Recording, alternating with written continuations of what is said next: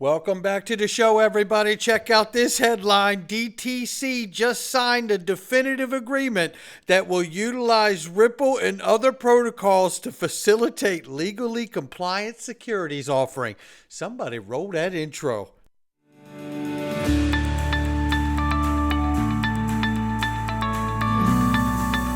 Digital Perspectives with Brad Kimes. Come on in.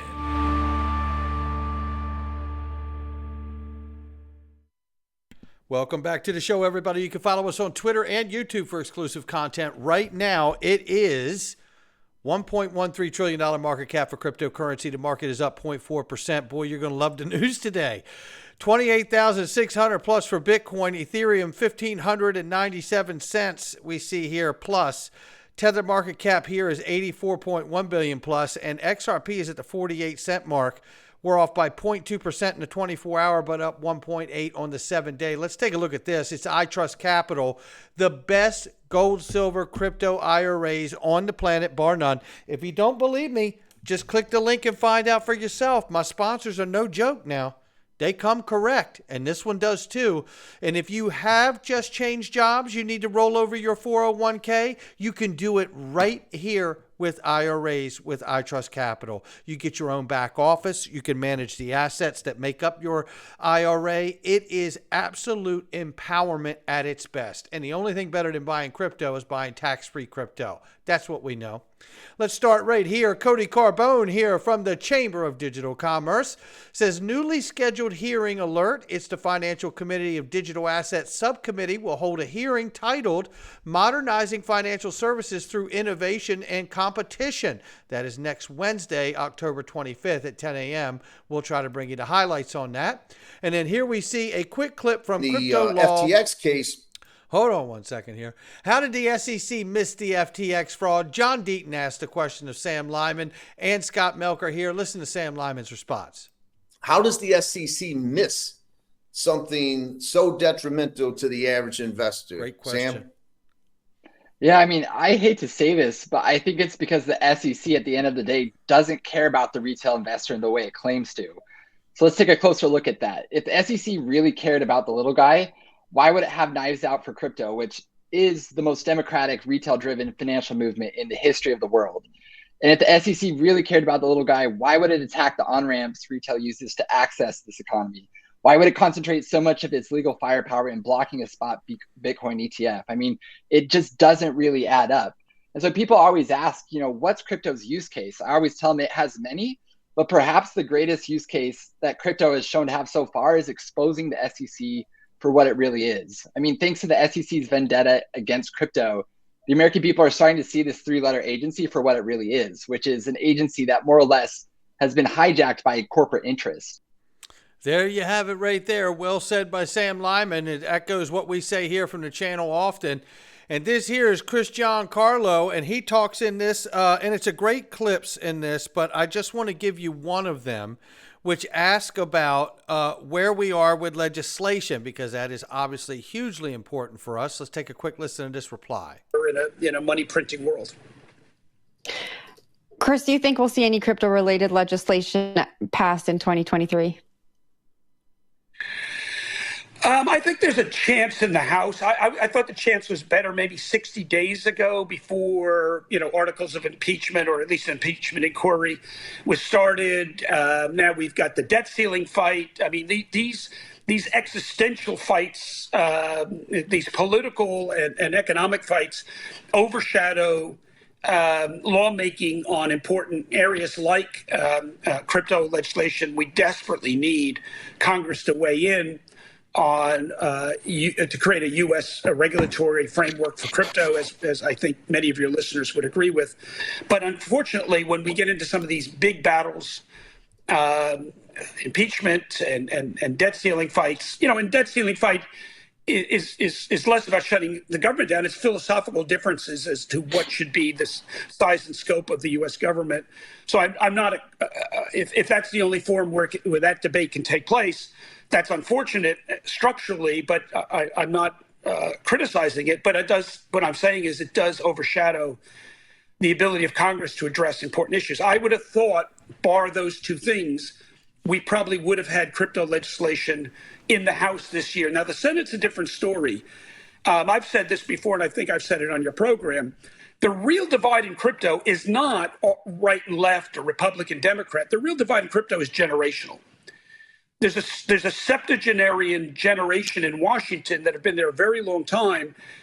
When they first arrived, however, they conducted passbook savings at their local bank. They use checks to settle their, this is a generation that can't get they grew up in a pre-digitally networked world and really struggled to get their mind around it. And I'm not being critical. Every generation, over time settles into an understanding of the world as it was, and that's the world they'll take with them to the end. And I think we've got some in Congress, certainly on the Senate side. If you look at the support for the crypto legislation at the committee level, it was the younger Democrats that got on board, younger Republicans, and I think the same is the case. So I do think we need some degree of generational change in Washington before we get the sensible crypto legislation that we really need. I was more optimistic 2 months ago than I am today. Very well stated. And I tell you, I do believe that it's less a party issue and more of an age issue. There's no question about it here. It's funny because this article actually is highlighting Ripple Vice President James Wallace here. It says, essentially, central bank digital currencies have nearly limitless opportunity. Ultimately, mainstream adoption hinges on usability. Oh, well, you're about to see some usability that's going to be making its way into the market very soon, it looks like here. And this is James Wallace right here. Shout out to him. And just to understand a little bit about James Wallace and his background, is ex-IBM for over 17 years, where he was VP of blockchain from 2015 to 2018 and VP of global payments from 2008 to 2017. Here, he held several other positions prior to these two, and then going to Ripple. As you can see right here, this is the kind of deep bench they have at Ripple. And people that have this kind of success and this kind of illustrious careers do not go to a place like Ripple without understanding what the ultimate end goal. And I believe we're about to see a peep into that end goal in just a few moments. But first, we're going to take a look at major confirmation directly from SWIFT now. ISO 20022 November 2023 release are allowing the usage of digital assets with MT-MX messages. Take a quick listen. Who is coming from SWIFT indeed and will be making the second presentation. And of course, SWIFT is quite a player, right, in the ISO messaging. So Sharifa. Thank you, Anna. So first of all, I would like to thank you for the work that you've been doing. From a SWIFT perspective, this is extremely important to us to hear it from the industry. It's not really our purpose nor our role to dictate things. So very welcome this perspective. What I'd like to say is, and I'm turning to the audience right now, we do have a very large community at SWIFT, 11,000 players, 6,000 of them active in the securities space. We'd like to hear from the rest of the world as well. So please get engaged. Please share your own perspective on this ISO 1502-2002 coexistence. The second point I wanted to mention, and it's linked to the question that was raised around digital assets, tokenized assets, and DLT. It's a bit like in the standards world, right? Traditional and digital ecosystems are going to coexist. And in order for us to achieve the goal that Andrea was mentioning in terms of achieving efficiency, making things work, and services adopted, we will go through a coexistence in the digital space as well. And what we've been doing as part of the standard maintenance releases, I believe we started somewhere in 2019, 2020, is to update the MT and the MX messages to carry digital information.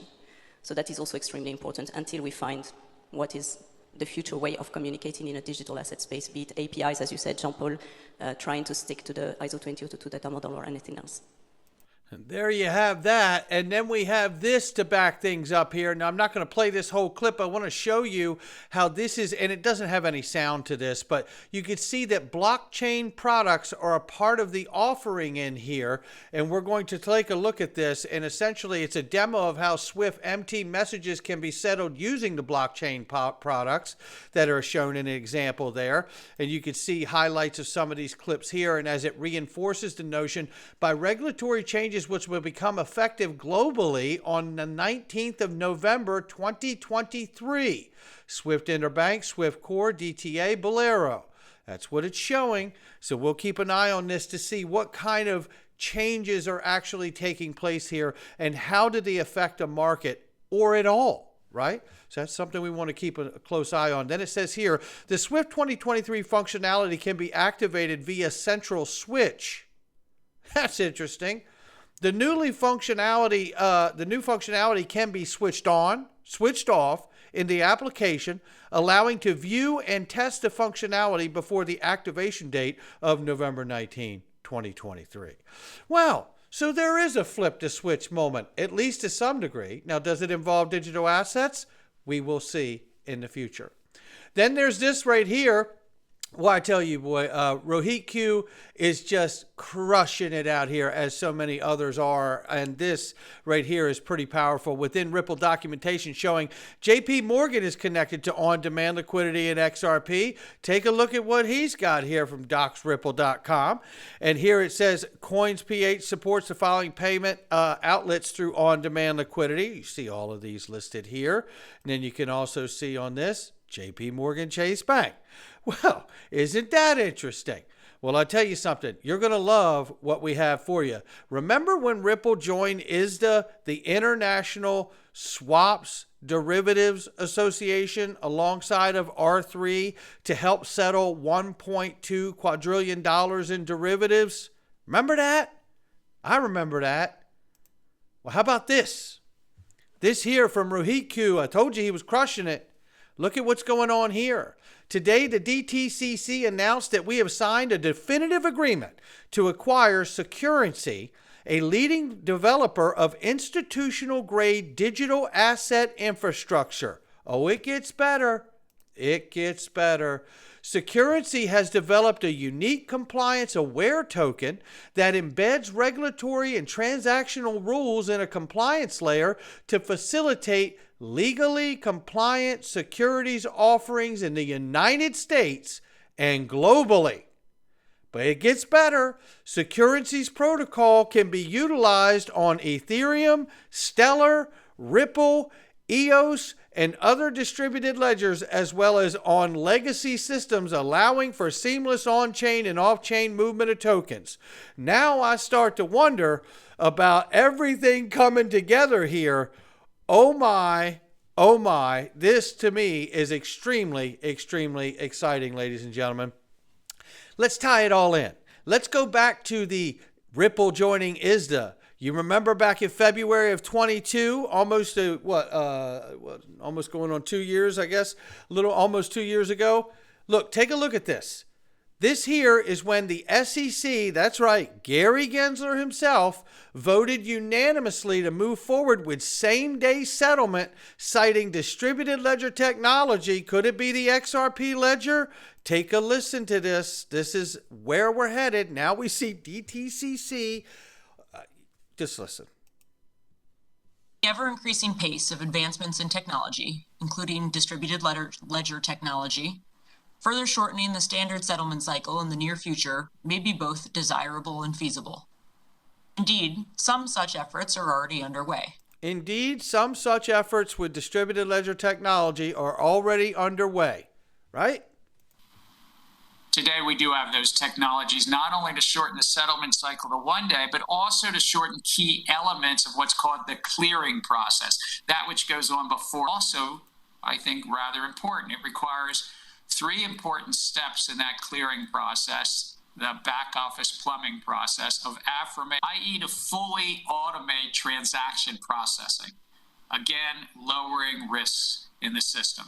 Now, separately, the Commission is also issuing a robust request for comment around areas to consider with respect to potentially achieving same-day net settlement in the future. Net, because it's still netting positions, but possibly moving the money, moving the securities in the evening or end of day. The technology actually exists today, not just for same-day affirmation, confirmation, and allocations, but even for same-day settlement. How do commissioners vote on the division's recommendations to amend the Securities Exchange Act on clearing and settling? Yes. Yes. Yes. Yes, the recommendation is approved unanimously. And there you have it, ladies and gentlemen. So now we're left with what happens next. Not financial advice from me or anyone else, just my digital perspectives. And before we get out of here, I want you to know this.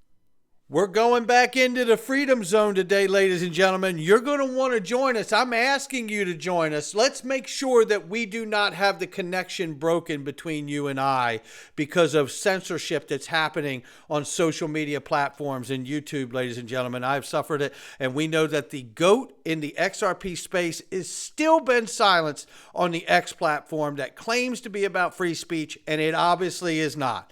But listen, you will get Google ad-free videos of all my daily videos in here for less than it costs for YouTube Premium, as well as extra content. And you can see the kind of stuff we're talking about that we can't talk about otherwise. We're going to be getting into today, not only about that private island, but we're also going to get into ETH. The whistleblower has spoke out, ladies and gentlemen, and he is really citing the SEC chairman, Gensler. And as Gensler points out that there are ETH violations, and we're going to get into what they are inside of the Freedom Zone. Make sure you click the link underneath the video and join us. It is not expensive at all. Come on in. I can't wait to see you inside. Not financial advice from me or anyone else. I'll see you there.